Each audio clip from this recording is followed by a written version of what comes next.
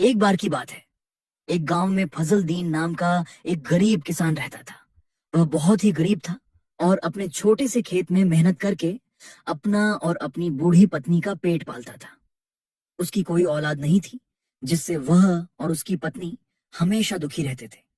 गांव के लोग अक्सर फजल दीन को ताने देते कि उसकी पत्नी बांझ है और वह खुद भी बच्चे पैदा करने के काबिल नहीं।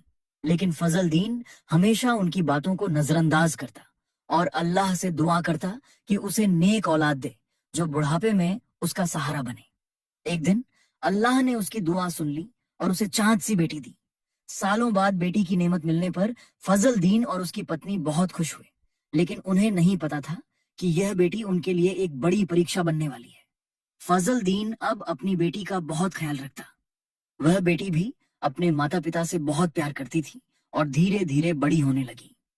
कुछ समय बाद अल्लाह ने फजल दीन को फिर अपनी रहमत से नवाजा और उसे 3 और बेटियां दी। अब फजल दीन के घर में 4 बेटियां थीं और उसकी खुशी का ठिकाना नहीं था। लेकिन गांव के लोगों ने फिर से ताने देना शुरू कर दिया। वे कहते, तुमने 4 बेटियां पैदा कर दी, लेकिन इतनी गरीबी में इनका पालन पोषण कैसे करोगे? ये साधारण सी दिखती हैं, इनसे कौन शादी करेगा? फजल दीन इन बातों से परेशान हो जाता, लेकिन उसे अपने अल्लाह पर पूरा भरोसा था। वह मानता था कि जिसने उसे ये बेटियां दी, वही उनकी हिफाजत भी करेगा और उनके लिए अच्छे रिश्ते भी लाएगा। ऐसे ही दिन बीतते गए और फजल दीन की बेटियां जवान हो गईं। अब वे अपने बूढ़े पिता का सहारा बनने लगी थीं। फजल दीन की बेटियां पूरे दिन खेतों में उसके साथ मेहनत करती और रात को माँ बाप की सेवा करती। पहले तो फजल दीन बहुत दुखी रहता था कि ये बेटियां उसके लिए मुसीबत हैं, लेकिन अब उसे समझ आ गया था कि ये तो उसके लिए रहमत है और उसकी मदद करती हैं। लेकिन वक्त हमेशा इंसान की परीक्षा लेता रहता है।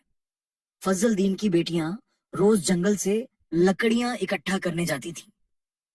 एक दिन छोटी बेटी अकेले जंगल गई क्योंकि बाकी बहनें बीमार थीं।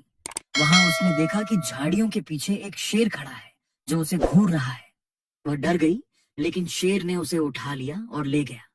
जब बेटी शाम तक नहीं लौटी तो गांव वालों ने फजल दीन को कोसना शुरू कर दिया।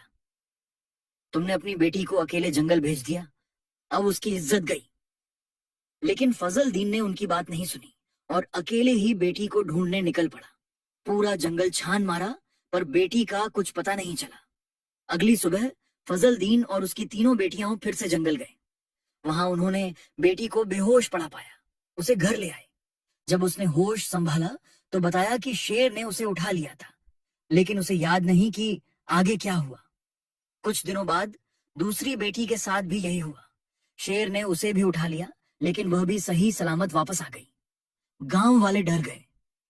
ये बेटियां गांव के लिए अशुभ हैं। फिर एक दिन जब फजल दीन उठा तो देखा कि उसकी दोनों बेटियों का पेट बढ़ गया है। वे गर्भवती थीं। यह देखकर फजल दीन का दिल टूट गया।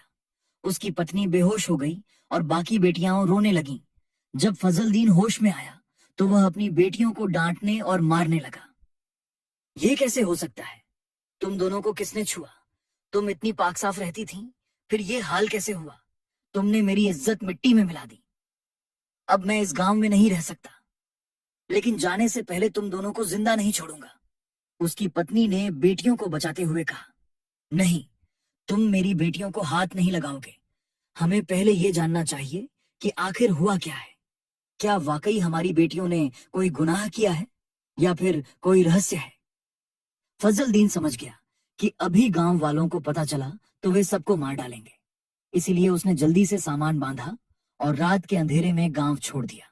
लेकिन बदकिस्मती से रास्ते में एक नौजवान ने उन्हें देख लिया।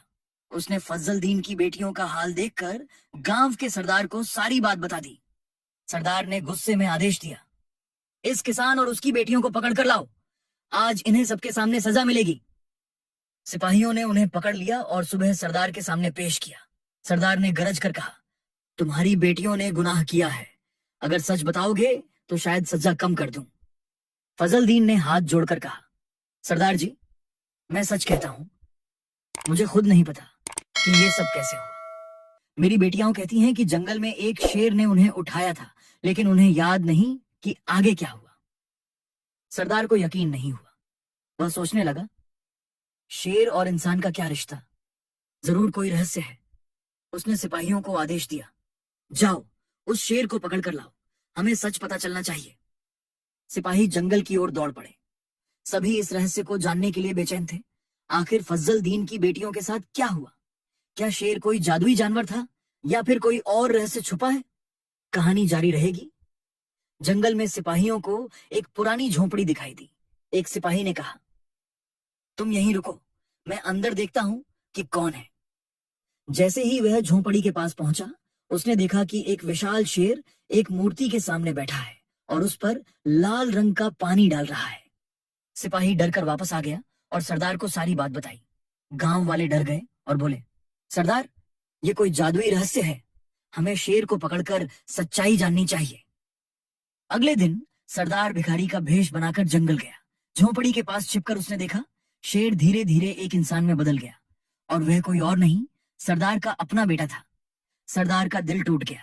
उसका बेटा गांव की लड़कियों को शेर बनकर उठा लाता था और उनके साथ बुराई करता था।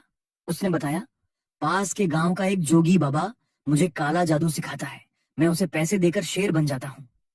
सरदार ने गुस्से में आदेश दिया, उस जोगी को पकड़ो, मेरे बेटे और उस जोगी को कल फांसी दी जाएगी। अगले दिन दोनों को सजा मिली। गांव वालों ने खुश होकर कहा, आज सच्चा इंसाफ हुआ है। सरदार ने अपने बेटे को भी नहीं बख्शा। फजल दीन और उसकी बेटियों की इज्जत बच गई। सरदार ने उनसे माफी मांगी और कहा, मेरे बेटे ने तुम्हारा बहुत नुकसान किया, मैं तुम्हें गांव में जमीन और सम्मान दूंगा। कहानी का सबक, बुराई का अंत हमेशा बुरा होता है। सच्चाई छुपाए नहीं छुपती। अपनों की गलतियों पर भी आंख मूंदना ठीक नहीं।